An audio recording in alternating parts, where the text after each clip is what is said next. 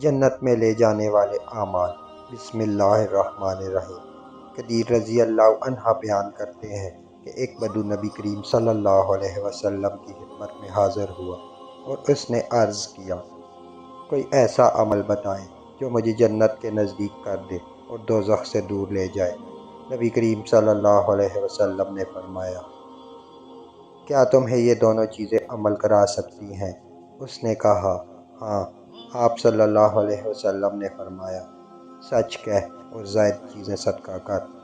وہ کہنے لگا، اللہ کی قسم، میں ہر وقت سچ نہیں کہہ سکتا اور نہ ہی زائد چیزیں صدقہ کرنے کی استطاعت رکھتا ہوں۔ آپ صلی اللہ علیہ وسلم نے فرمایا، کھانا کھلا اور سلام عام کہہ۔ اس نے کہا، یہ بھی مشکل ہے۔ آپ صلی اللہ علیہ وسلم نے فرمایا، کیا تیرے پاس اونٹ ہے؟ اس نے کہا، ہاں۔ آپ صلی اللہ علیہ وسلم نے فرمایا، اپنے اونٹوں میں سے ایک اونٹ لے اور ایک مشکیزہ لے اور ان لوگوں کے گھروں میں جا جو روزانہ پانی نہیں پی سکتے، انہیں پانی پلا، شاید اونٹ کے مرنے یا مشکیزہ پھٹنے سے پہلے تیرے لیے جنت واجب ہو جائے۔ راوی نے کہا، بدو اللہ اکبر کہتے ہوئے چل پڑا۔